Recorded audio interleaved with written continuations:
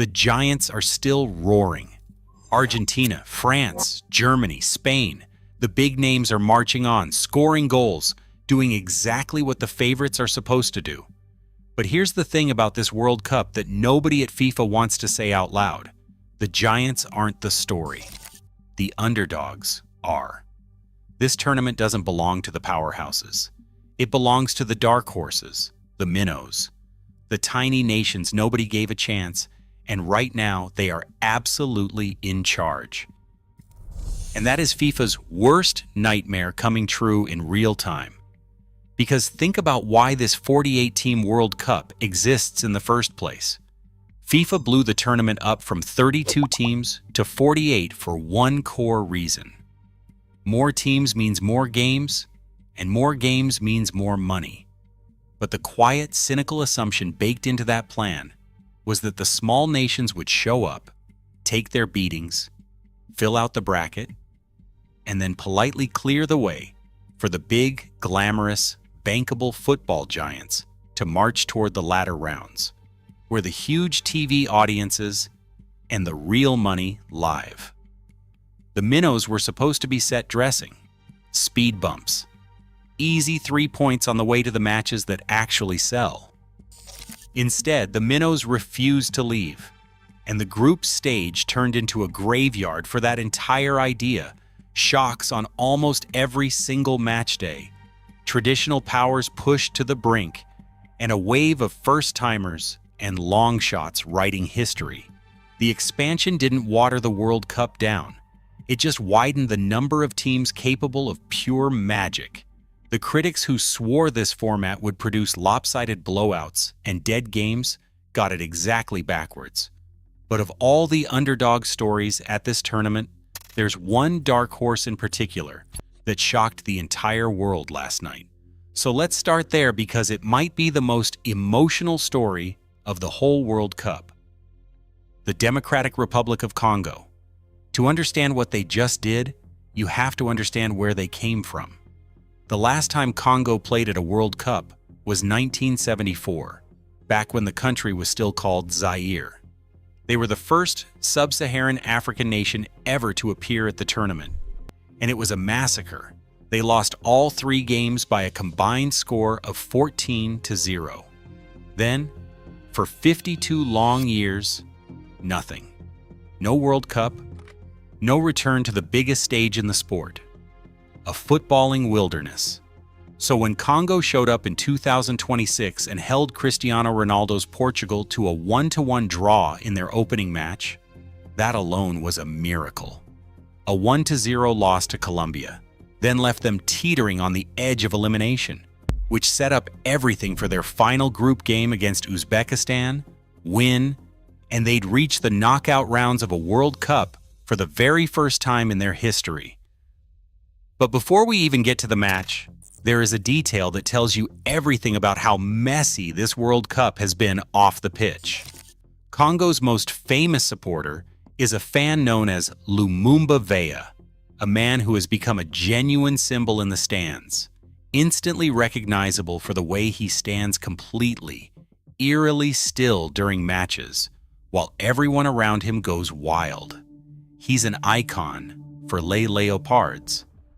And for the biggest game in his nation's modern footballing history, he wasn't there. Why? Because his visa to enter the United States was not approved. Let that sink in. On a night Congo made history, their most iconic fan was stuck on the wrong side of a border, watching from home, because the host country and the organization running this tournament could not get their entry process sorted out. And he is not an isolated case. This has been a running theme of the 2026 World Cup. Fans with legitimate tickets denied visas, supporters locked out, even officials turned away at the border. FIFA sold the world a united tournament across 3 countries, and then a chunk of the actual people who make the World Cup what it is could not physically get in. So one of the defining images of Congo's greatest night was an absence. the empty space where their most famous fan should have been standing perfectly still. Now, the match. And the weight on these players was almost unimaginable. Hours before kickoff, the president of Congo himself released a statement, telling the team that more than 100 million Congolese stood behind them.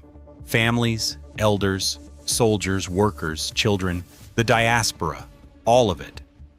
11 men carrying the dreams of 100 million. And at first, they buckled.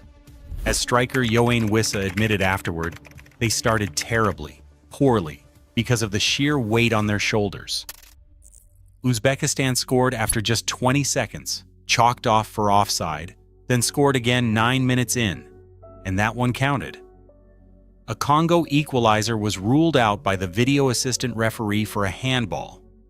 The nightmare was unfolding in real time. But then, the breakthrough. Congo won a penalty, and Wissa stepped up and buried it. And then, as regulation time ran out, Wissa struck again with a pinpoint finish to seal it, 3-1. And in that instant, a nation of 100 million exploded. Congo's players collapsed onto the grass, overwhelmed. Their first World Cup win ever. Their first time ever reaching the knockout stage. Wissa summed it up with a line that should give you chills. We came from far, from nothing to be here. Now we write our story with a black pen, and we need to be proud. From nothing to the last 32. Their reward? A date with England, one of the best teams on the planet. And Wissa wouldn't have it any other way. We deserve to play against England.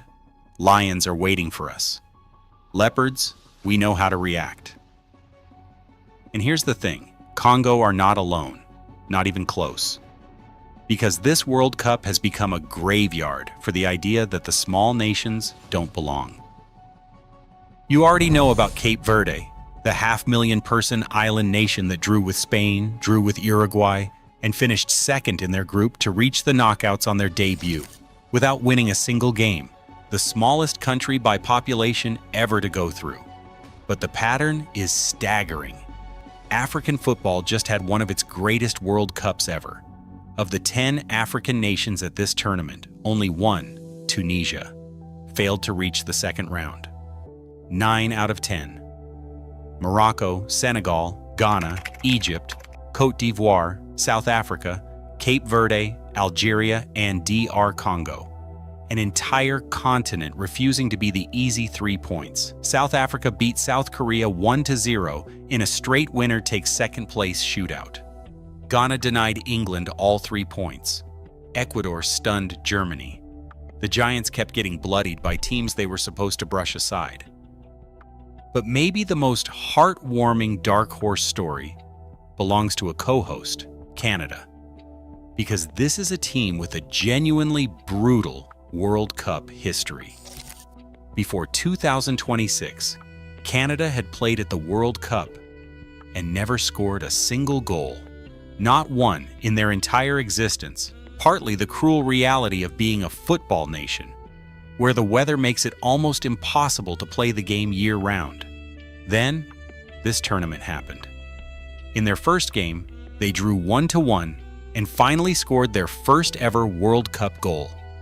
Then in their second, they didn't just win, they obliterated their opponent 6-0, their first World Cup victory ever, and advanced out of the group for the first time in their history. 3 records shattered in a week on home soil, from never scoring a goal to a 6-0 demolition and a place in the knockouts. And let's not forget the other co-host flexing right now, Mexico. While the underdogs grabbed the headlines, Mexico quietly went out and won all 3 of their group games, a perfect 9 points, leading the way as one of the most informed teams in the entire tournament. The hosts are not here to make up the numbers either. So let's bring it all back, because this is the part that really stings for FIFA. They built a bigger tournament expecting the giants to go deep and the small teams to disappear. Instead, the minnows are the main event. And now they're loose in the knockout rounds, where a single result can end a Giants tournament. Congo get England. Cape Verde get Messi's Argentina. Every one of these underdogs is now standing directly between a glamorous, profitable, deep-run favorite and the next round. Every dark horse that wins is a marquee nation going home early. The further these teams run, the more the carefully planned, money-friendly bracket gets blown to pieces. But here's the truth underneath all of it, and it's why this is the best thing about the whole tournament. This is what the World Cup is actually for. Not just the Argentinas and Frances stomping through with cold certainty, but the Congos, living out the dreams of 100 million people during their rare moment in the sun. A team that lost 14-0 in 1974, dropping to the turf in tears in 2026 because they finally made it. As Wissa put it, we are a proud country. We are proud people. We just showed what it means for us to fight no matter what. FIFA wanted a tournament for the Giants. What they got is a tournament for everyone. And honestly, it's so much better this way. Which underdog are you riding with into the knockouts? Congo against England, Cape Verde against Messi, or someone else entirely? Let me know who you believe in, and subscribe so you do not miss it when one of these dark horses pulls off the impossible.